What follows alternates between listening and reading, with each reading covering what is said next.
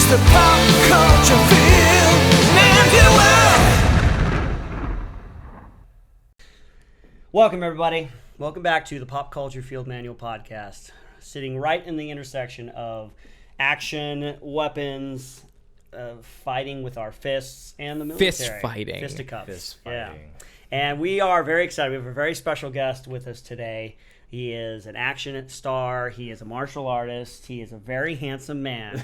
Ladies and gentlemen. Why do you guys always have to add that in? Because we want to see your face get red for the YouTube channel stuff. Oh, Ladies and gentlemen, Noah Flater. Thank you for joining us. Thank you guys Thank for you, having man. me. I appreciate it. Absolutely. Yeah. If you have tuned into our Gameology episodes, you know who this dude is. He does the martial artist reacts. Yeah. Not as big as the Spec Ops reacts, but it's still there.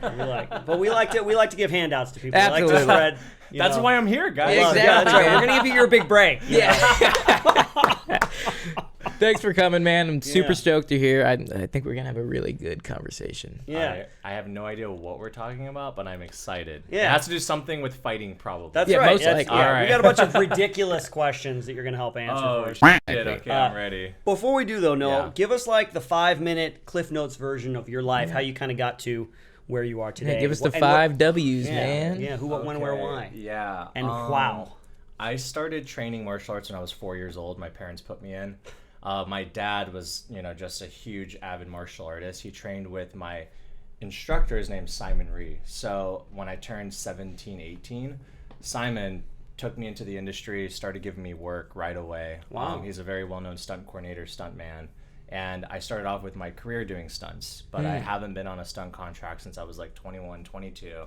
Fast forward, I've built my own production company. I get hired to pretty much produce, write, or act in everything that we create. And if it has to do with action, I'm definitely involved in it. So, And that production is OS Productions. Yes, OS Films. OSU. OSU. And that comes from... That's a Japanese term. So a lot of karate guys, when they bow on and off the mat, they always say os, and they bow. And what that means is it translates to push and endure.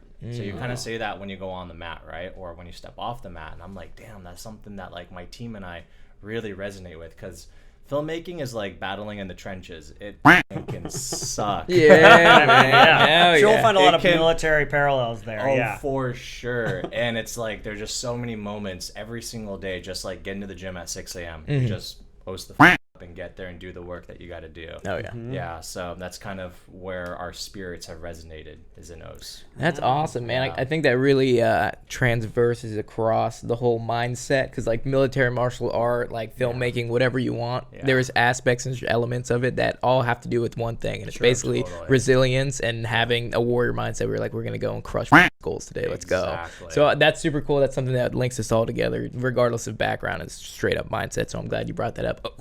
Oos! Yeah. It's really good That's for the it. amps, too, actually. That's cool, man. I think I pulled something. Yeah, you gotta warm up next time you do that.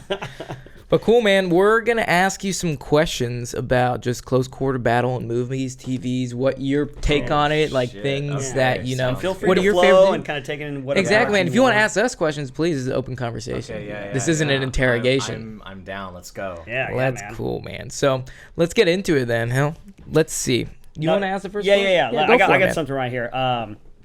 Now, close quarter battle, right? Yeah. There's a few things that I know that I learned back when I was in. We learned a little bit of Brazilian Jiu-Jitsu, things like that. A little bit of Aikido, actually, for joint locks. Wow. What would you say, like CQC, close quarters battle, close, proximity stuff? Is there a style that you've learned, or a couple of different styles? What do you like to use? Practical stuff like that. Talking real world situations.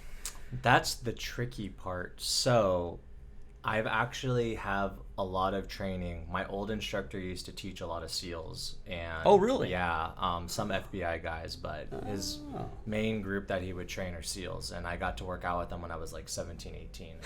That's awesome. I've grown up as like a hand-to-hand combat specialist, so I was actually stunned that I was more talented at the time than these guys were at certain movements. Like they can't kick to the head or anything like that. We're not flexible, man. They're not training for that. Their training is their trigger finger. Yeah. Right. So the techniques that they were being taught, I was kind of just the punching bag, honestly, for them, and that's where I got to do a lot of my sparring.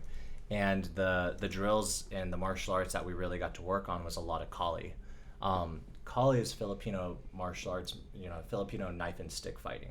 Okay. So I know what that is. Yeah. That shit's hardcore, man. It's really fun, dude. Yeah. And the beauty of Kali is that whatever weapon you have, whether it's a knife, a machete, a shovel, the angles and lines and the movements don't change. So it can correlate to almost any type of weapon. Okay. And I've heard personal stories of how their Kali has literally saved their lives. Wow. Yeah. I don't know if we're allowed to talk about it or whatever. They didn't really want to talk too much about it, but I've heard some really cool stories and how it's really helped them out a lot. Yeah.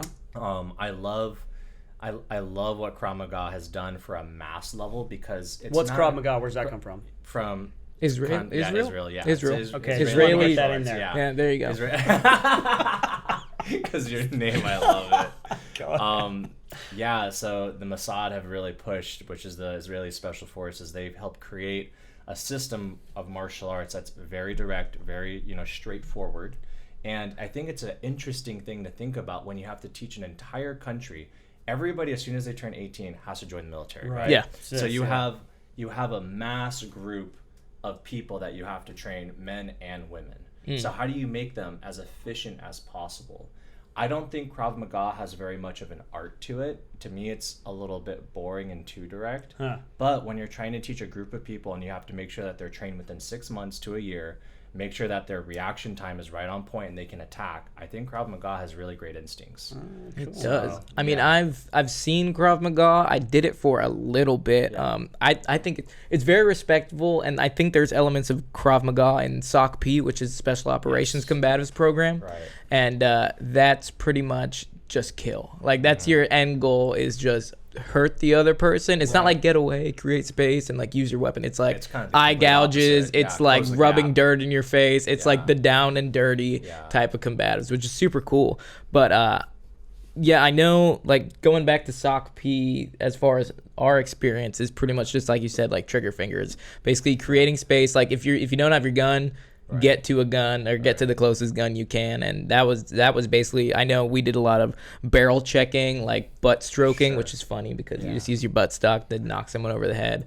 But yeah, it does. It works. It's a hard metal object. Exactly. And it's like work to a knife or something, but the main goal is like get back to your gun as soon as possible and be able to utilize it. So that's awesome. I don't know if it's the same. I don't know where this guy came from, but there was a guy kind of going through. I don't know if where we got the blower suits from, but there was a guy who was trying to innovate, and he was trying to do things like using your body armor to smash somebody's head in, like doing body slams into your body armor, or like using your helmet like for headbutts and stuff like that. It works, man. So trying to use the same kind of thing, like a bit of that idea of like using whatever you have in your person, and stuff like that. But I didn't get a lot of experience with that kind of training, but it's the same kind of concept. Dude, sign me up. That sounds brutal, dude. That sounds fun. Headbutting someone with a helmet on. We used to mess around in like basic training by like, kick me in the chest as hard as you can, just to see, because no one ever had plates before, and it's just like you could have dudes running like straight up drop kicking guys with their plates on, knocking them to the ground. They're like, I didn't feel a thing. That's so funny. Yeah, dude.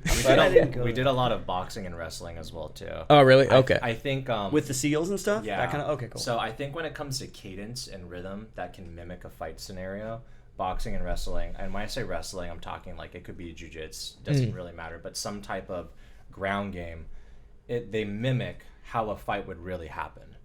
Boxing cadence is very similar to a real life fight because a punch or a kick isn't stagnant.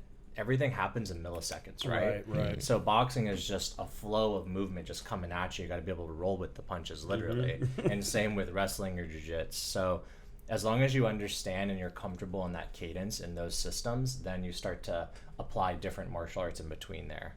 So that's kind of what we were taught. Nice. Let me ask you this, kind of translating more into the entertainment industry. Are there forms of martial arts that kind of lend themselves to like are prettier to watch, or that you might are more spectacular and stuff like that? What are some of the things that like work better for like film that are like real flashy kind of stuff? I grew up in it, and I can literally say it, but I started Taekwondo when I was 4. Okay. I think that's super. Like, I wouldn't use too much of my Taekwondo in a real life scenario. Okay.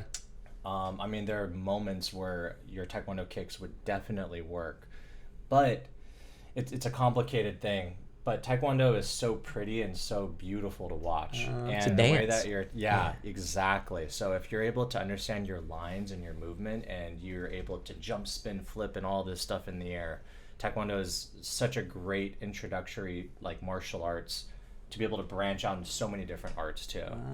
So I think starting in Taekwondo honestly was one of the best things that could have happened to me, because you're taught the hardest thing to do, which is to kick. Not many people can kick. You're taking the largest muscle group and bone structure in your body and doing some crazy things, right? Like it requires agility, flexibility, accuracy, your balance, all of those things. Once you have that foundation, then you start learning all these other things. Yeah. But that's for cool, man. real life fighting, I'd probably go Muay Thai instantly. Those guys are killers, dude. Oh yeah. You seen the Those guys videos are of them killers. knocking down trees? Like I don't know how you bro. build up that much Just conditioning, man. on your Yeah. shins to knock over those banana trees. Those dudes are gnarly, and it's all flying knees and elbows. Yeah. That's the only ones that I really see utilize, like elbow strikes and Yeah. knee strikes the most. Is Muay Thai. Those guys are Yeah, they ain't no hard. joke, man. Yeah, no, that's awesome. That Wait, jumping tracks real quick. Yeah. Have you ever seen Fighter in the Wind? Oh no, I don't. It's a think Korean so. movie. It's Okay. about, speaking of like kicking trees, there was the guy Yeah. who came up with like the hard body style where you like out there punching shit. trees and Yeah. kicking rocks and stuff. He was a Korean dude. It's, you guys can go out and find it, but it's he was a conscript from with the Japanese. He was a Korean. Yeah. He was conscripted by the Japanese army during World War II. He ended up staying there and falling in love with the Japanese woman. He ended up going around and defeating all of the grand masters of all the Japanese dojos and stuff just to like Gotcha. show them up, Yeah. stuff like that. yeah, There's dude. a legend that he was fighting a bull and he like hit the bull's horn off. It's always like Oh, legendary stuff. shit. Fighter in the Wind. It's a Fighter Korean movie. in It's the really Wind. good. That sounds good. Yeah, it's really all right, man. yeah. I haven't seen that either. I need to Anyway, look we at can put that in the Sounds action. bad. I just Yeah, wanted to There you nerd go. out for a All bit. right. Yeah, dude, I need to check out Ronin 47. I was like late night Facebooking last night, just like scrolling through 47 videos. Ronin? 47 Ronin? That's a Kurosawa movie? I think so. It's like a ridiculous. It's almost like Sucker Punch. Oh no, vibes. that's Takeshi Miike. Yeah. Yeah, Okay. yeah, kind of a newer one. Yeah, Yeah, it's a newer one. Is that I- with Keanu? no, that's one is was that that? It 47 is, yeah. Ronin? He Oh, plays okay. like the Yeah. samurai. Yeah, and I'm it's thinking like of a different guy then. No, definitely Different that. movie. I saw like snippets of it. I'm like, these fight scenes look super cool, man. Not to mention, I'm a huge monster guy. Like, if you can come up Hell with a yeah. weird looking monster Oh, to that's the fight. fantasy film. Yeah. right? Okay. Cool. Okay. Sidetrack That's fine. successful. Sidetrack conversation successful. Bringing it back. Let me bring it back in with another question. This Yes. one caught my eye because there is like a video going around right now that's almost a laughingstock in the firearms community, and it's a police officer demonstrating like how to disarm a gunman, pretty much. Shit. And he like just grabs the gun, and Yeah. like there's memes going on when it's like, if you do this. And then they cut it, and like the dude's in heaven all of a sudden. Yeah, Oh, because it's I like haven't there. seen this one. In your Yeah. experience, is there an actual like method of disarming a gunman, or what do you think the best way? If someone's just posted up on you, gun in your face, what are you gonna do? Do you have experience with that, or yeah, we've trained a lot of gun disarm stuff, but it's very tricky It to is. like go over. I think the most important thing that I've learned is when you're dealing with guys that can stay calm when a gun is pointed at you, they're very scary people. Yeah. So I think that's the hardest thing is like when a gun's pointed at you, the energy in the room completely changes. Yeah. Right? Right. So for me, a lot of that training has been to like learn how to calm yourself down, hyper focus on the scenario right there, and then you got to analyze the situation. Like what type of person is holding the weapon, right? That's one of the first things, you know, if it's just a guy that looks desperate for money, you know, just give him your money. Is Right, this a trained right. person that has a weapon on you? Right. There are a lot of, you know, things that you're probably thinking about that you have to figure out in a half second. Yeah. Are there techniques that you can actually disarm? Yes, but you have to be very talented. yeah, Yeah. quick Yeah. and fast Very, and very precise? talented, Yeah. That's one of those moments that you train your entire life Yeah. for that one moment. You Yeah. know what I mean? And you Yeah. hope you never have to have that moment. You know what I mean? But what we were kind of taught is that, you know, a lot of LAPD guys, he was actually he was a chaplain for the LAPD as well, my old instructor too. So he taught a lot of SWAT and LAPD guys. And he would say that the scariest thing to fight is a person that has a knife.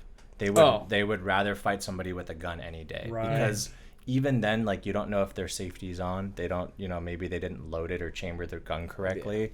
There's a certain level of training that you guys obviously know that you have to have for a firearm. Yeah. Right?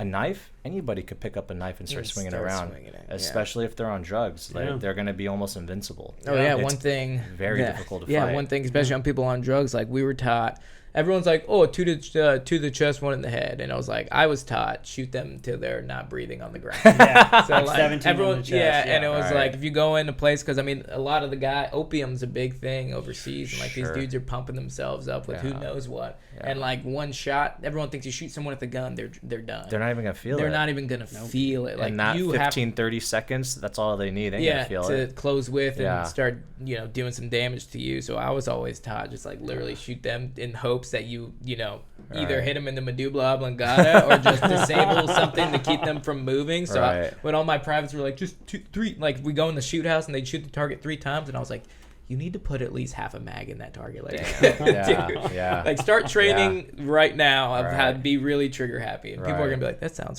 crazy. No, but it's true. It's true. Like you look at videos of cops like bringing down people now, and they shoot them once, and like especially people when they tase them first, and they just keep coming back. It's like, who's this fucking zombie? Yeah. They shake it off. They shake it off, and they come right back at you. So that's drugs are no joke. Yeah. Nuts, absolutely. Man. Hell. Well, cool. That's good to know. What are your Noah, talking about like your like inspirations and stuff, like the action movie realm is where you're working, and that's your specialty. What are some of your big inspirations, or some of your favorite movies that have inspired you and stuff that you want to, or action stars, any one of those movies, action stars? Who do you think of? Wow, that's a very complicated question. Yeah, Is it? Who do you have a movie poster? When you're a kiddo, who was on your wall? I mean, did you have a movie poster on your wall? The main one, Bruce Lee. Yeah, I see it, man. I see your I'm scoping your Instagram, man. What's up? Ooh, you get the quickness, man. Bruce Lee, but it's not because of the movies that he made. Like, honestly, his true genius in the martial arts he created, and in his books and his philosophies. Mm-hmm. So, that's a huge inspiration for... I have a good group of guys that I really admire, and I've studied their history. Like, I know like how old he was when he got his first movie deal, where he was living, what he was doing financially. Stalker. Yeah, stalker. Yeah, I'm like, study everything, because like at the end of the day, like, do we all know what we're really doing? We kind of don't. Like we know where we want to go, but like how do we get there, right? Mm-hmm. So for me, I'm my own boss, and I have a team of people that follow me, but I'm checking the people before me and how they did, how they chased their ambitions. Bruce Lee was a massive one for me, for sure. I mean, obviously still is, but it's because of not the movies that he made, but what he said between the movies. That's such a huge thing for me. And I call myself fake famous. I'm not really fucking famous. You're famous in my book, man. You're famous in our hearts. Exactly.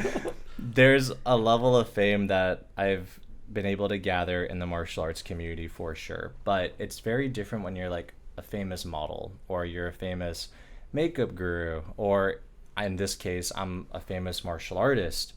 That martial arts transcends so much, and it means something so deep to these individuals and what I really represent, because there's so much philosophy and inspiration and motivation that comes with it. Yeah. So this has all been kind of my game plan since I was like 15. Like, I knew exactly what I wanted to fucking do. I've been planning this since I was young. Right. Yeah. So Bruce Lee was a massive part of that, for sure. That's cool. For that's sure. a great answer. That's a better answer than not that I expected. I mean, I expected a good answer. but I'm like here, intrigued. Pop Culture Field Manual. Yeah, but I like the Matrix. That's my inspiration. Like, actually, it's the philosophy. Whoa. Okay. All right. Good, man. Nice, man. That's right on. Well, let me ask you, what if you had to pick like your favorite job that you've done thus far? Like, what is something that, like, if you had kids that just grew up instantly in front of your face, and you were like, and they're like, Dad or Mom, whatever you identify as. Yeah. And they're like, hey, what is your favorite thing that you've done? And you can't say have you, because that's corny. Well, I'm working on something right now I can't talk about, which is pretty cool, but it's not going to go down in the books as my favorite thing, honestly. And it's for Warner Brothers. I'm on contract, can't talk about it, Oh, blah, that's blah, fine, blah. It's going to be super fun once everybody knows about it. Yeah. But honestly, dude, like, I live, project to project, job to job. We have 5 things happening at once. It's hard to remember every single job that I've done and the people that I've worked with. I was just telling Raina the other day, oh yeah, we filmed at the Trump golf course and I was working for Michael Bay's TV show and blah, blah, blah. I don't really remember that stuff till I just see it. Yeah. Honestly, like, I'm living the dream, dude. Hell yeah. Like, Right on. every single day I get to just train every morning. I get to work on the projects I want, and I'm having a great time, dude. So, Every day is your favorite day, dude. It is. That's awesome. I love that. Even when like we're dealing with big money right now. There's a lot of pressure. Big investment firms that are putting serious money into us right now. Yeah. And the stress and anxiety levels really, really fucking high. So I may go to sleep like thinking about work, but I wake up like it's Christmas the next day because I'm like, yeah, I get to do the shit I want to do finally. Hell yeah, Yes. Yeah. The gratitude, man, that's really key, man, that you wake up grateful and stuff like that, because that can change your whole perspective, because you could be in the same situation and only be focused on what the stress and the problems and the mistakes you've made or whatever. But if you wake up gratitude is like a superpower to me. Like, I try to wake up grateful every single day. Because I'm kind of, I kind of started off on my own, doing my own thing this year as well. You know? So I appreciate that. That's key, man. I appreciate that you said that for anybody listening. When I started, dude, I was a fucking nobody, dude. I was just like a kid that, I had already trained for X amount of years, right? 4 years old. But there are kids at like 17 years old that are already world champions. I was a fucking nobody. I just had a huge heart, vision, and fire. And the right people took me in. And unfortunately, I watched my old instructor, he passed away, and I was a part of that process. And he really fucking believed in me. I was his last student. He's attached to Danny Nasanto's school. He taught at the Nasanto Academy for over 25 years. So all my college, Jeet Kune Do, my boxing, my kickboxing is all from that lineage. He taught me, and he was the guy that taught a lot of military as well too. I learned everything, and not just how to be a martial artist, but how to be a human fucking being through him. So I have a lot of reason to remember where I've come from, because I didn't have a lot. I couldn't even afford like $200 or $300, dude. Like, he gave me money to be able to take his daughter. I was dating his daughter. That's how I fucking met him. That went for a long time. Talk about a scary dad to me. Like, have her back by 10 or I'll fucking kill you. Well, I met him. The first time I met him, he was cleaning his weapons at the house. Oh, I'm not even fucking Classic joking. dad move. Classic dad move. I'm like 17. I sat on the couch with him, and I was like, oh my God, can you please teach me how to clean a weapon? Oh, he totally backfired on him. He's like, I fucking hate this. God damn it. I'm going to like this kid. That's awesome, man. And I just kept bugging him all the time, like, please train me, please teach me. And he like just showed me everything he could. And unfortunately, he's no longer with us. And I remember those memories so well. I will never forget what he was able to give me, and so many other instructors. So I always kind of say that my life doesn't belong to me. My life is a combination of so many powerful people that have believed in me and have given me not money, not material possessions. They've given me their spirits, and it lives through my martial arts, and it's on film. So Right on, man. yeah, That's amazing. I really like that. Just because a lot of people skirt by now, and they either have everything handed to them or they come from nothing, right? And you see the ones that come from nothing appreciate it way more. Yeah. So, and I know, like, personally, I don't have a cool ass fucking mentor like you. But I like to say, like, hey, my mom. You know, my mom's a great inspiration in my life, and not a motivator, a mentor, a life coach. Yeah. So, like, just having someone that believes in you at all times is. Even when you're on your darkest day, you're like, if you don't believe in yourself, you still have someone there to believe in you. So that's something awesome, man, and that's something to appreciate really more than what you currently have. Yeah, that makes me think about legacy, right? Yeah. Because you are carrying who they are is living on through you, and then who you inspire. If you give them those same lessons, that you will live on through them, and all of a sudden it's this intergenerational thing that has 100 years down the line, these same lessons are living on, and all of a sudden you're a part. You have a legacy that you've passed on and stuff, and that's I think something that I think anybody, and I might be so bold to say men especially, we want a legacy. Yeah. You know what I mean? We want something that will live on after ourselves. Absolutely. And a lot of times it's people have kids and stuff, and that's how they live their legacy. But like somebody like in the entertainment industry and stuff. I mean, look at you. I mean, you are being inspired by Bruce Lee, who's been gone for many years now, and yet his legacy lives on through you, and then who knows who you'll inspire and stuff with your thing. That's a really interesting point, because I was taught by Mike Wise, who taught at the Inosanto Academy for over 25 years, Simon and Philip Rhee. All my Taekwondo, Hapkido, Korean style martial arts all come from them, and my film career is because of them. I was taught by Mitsu Yamashita, who is his 7th or 9th degree black belt in Aikido. Ooh. He trained me in all that, and he taught at a community college where I learned boxing. And he was this legend teaching at a community college. He's like a part of the Danny Inosanto era with Chuck Norris, and he actually was best friends with my best friend's family, who were all on the same fight team as Chuck Norris. And we're all friends with Bruce, that whole 70s, 60s like generation. So I learned from Mitsu Yamashita, and his assistant, his name is Jeff Nakamura. Jeff was one of the most, he's not going to like that I talk about him, very private, but he is probably like the Einstein of martial arts, like the most talented martial artist I've ever learned from, but like so goddamn talented, can't like function in society. I'm not even joking. It's fucking crazy. His mind is so far gone, but the design and techniques and how he's built things, he's just a genius. Wow. So that was like my foundation for so long. And I'm very protective of my lineage. So it's interesting that you say that, and I actually don't really publicly teach. I'll never own a school. I charge way too much to teach private lessons, and people pay it. And to this day, I probably only have like 1 or 2 people that I've really trained. And it's a very small circle. It's a very tight circle, because I really cherish what they've showed me. And it's hard for me to teach martial arts because it's too personal for me. I get too heavily invested in somebody, because that's the problem with Asian style systems is Japanese, Korean, Chinese styles. They have forms and sets that they teach, right? So if you join a school, you have to learn a certain set.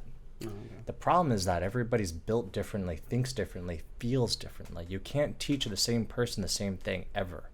So I look at somebody as a blank canvas and I say, how am I going to be able to maximize their efficiency and make them the best version of themselves, right? Not everybody can kick, but some people are very fucking intelligent. I look at everybody like a blank canvas, and you can't teach anybody the exact same way. Everybody is built differently, thinks differently, feels differently, right? Especially like I can't teach somebody how to high kick that isn't flexible enough, but maybe that they're more intelligent or they appreciate more of the philosophical aspects versus somebody that's like a pure athlete. They have the body mechanics just to fucking move, right? So it's hard just to be able to train one person a specific way. That's the weakness of the Asian arts, really. It's a Bruce Lee mentality to be able to, it's actually an American mentality. Americans are built to just think differently. We push individuality in our culture. Asian cultures, it's the opposite. It's about community. Right. I think it's important to have both. Right. Yep. But yeah, dude, it's too much of a headache for me to think about all that stuff. I have so much going on. I was gonna say, you got enough going on right now to start your own school, man. For me to want to teach somebody, they have to just really inspire me. They have to really just move my heart, and then I money can't even be a thing. It's difficult. Yeah, but I'm sure the ones you teach will remember you, just like you remember your teachers and you remember your teachers' teachers. Yeah. When we were talking about legacy, it kind of brought a quote up, and I was on the Google machine. I was like, who the fuck said this? And I couldn't find who said it. I think Banksy was the last person that mentioned it. I just loved it. But the quote was, and not to mention this kind of goes off Memorial Day, which just passed, and it's they say you die twice. So you die first when you breathe your last breath, and then later you die again when your name is no longer spoken.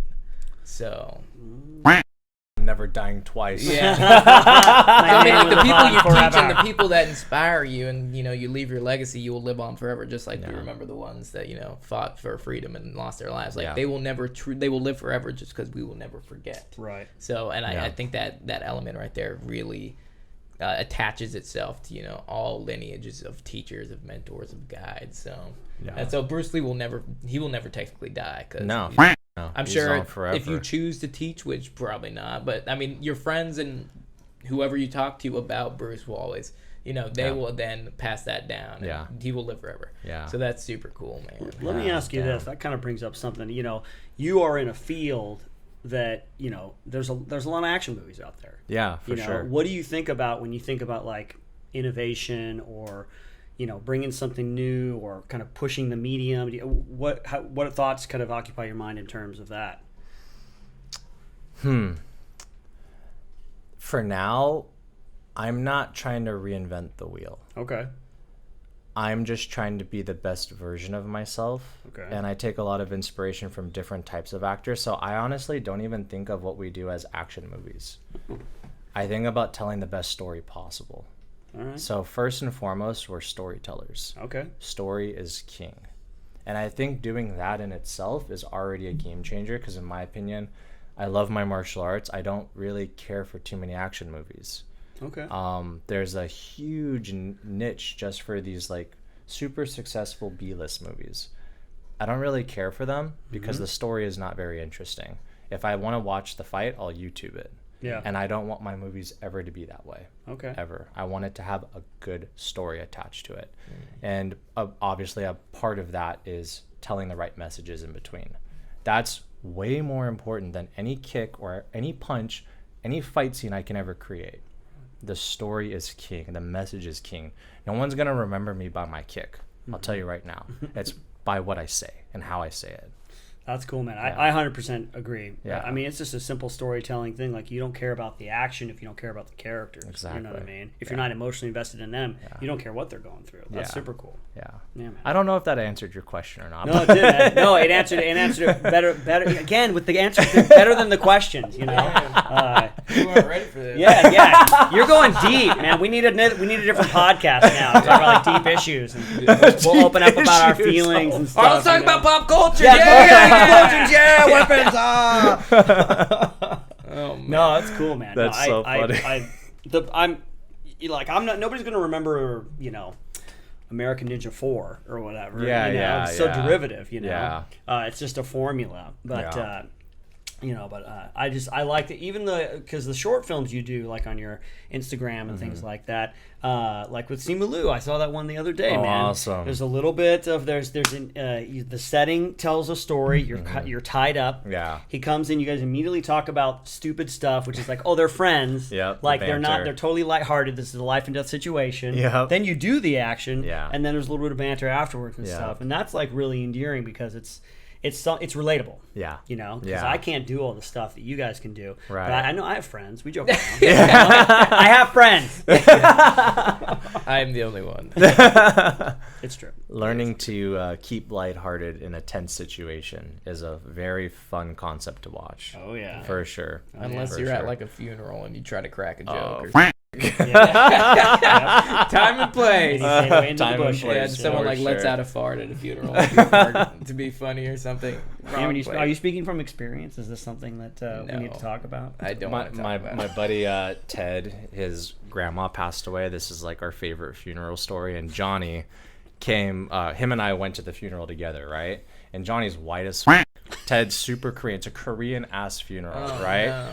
Johnny, Like Korean Jesus on the wall. and Korean everything? Jesus on the wall, the whole thing, bro.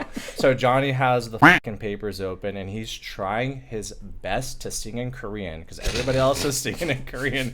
Ted's in the corner in tears, looks at Johnny. I'm like, Johnny, shut the fuck up, bro. Stop trying to sing. And Ted just starts laughing his ass off. Oh, He's man. like, At God the damn it. funeral? At the funeral. Sweet. That's And Johnny's awesome. just trying his hard. He's not trying to be funny. Yeah. I'm He's like, trying, man. He's trying. to honor the moment, man. But it's so good. Yeah, damn, man. I mean, props to him for like trying to like Yeah, immerse man. himself in the culture, but like Or sometimes just start dying laughing. That's great, bro. Yeah. But that just shows you can find humor in literally anything. Exactly. Like anything. Exactly. Yeah. Humor will always exist. Oh, it's so funny. Man. That's awesome. Okay, All right, man. well, Yeah, we're Yeah. good. Well, I yeah, think I we're think good so, on yeah. that. All right, get out of here. Yeah. You want it? Wrap it up. Yeah. No, but I think this is a good point in our little podcast here that we can transition to our game. Yeah. Our Okay. famous Play a game. little game at the All end. right. Man, just to, Oh, like, shit. So talking about this one, funerals and stuff. Yeah. You gotta lighten it up a little bit. light it Let's up. lighten it up, Lighten yeah. man. Okay, so game time. So we'll call this one "Who Would Win in a Fight." Oh, so shit. we're gonna name off 2 famous martial artists or just movie video game characters. Yeah, maybe And characters Okay. or the actual person. Yeah. I'm And in. you're gonna tell us who you think would win in a fight and why. Okay. And keep your, because now I'm looking at these names. I'm like, man, we should have picked different names. Because you're gonna be like, well, now it's considering the style and the in-depth. 10 minutes later, we're like, no, just tell us who would win. Explosions in video games. Love Yeah. it. Okay, you ready? Yep. Go. Let right. me hear it. Caveat that there is a correct answer.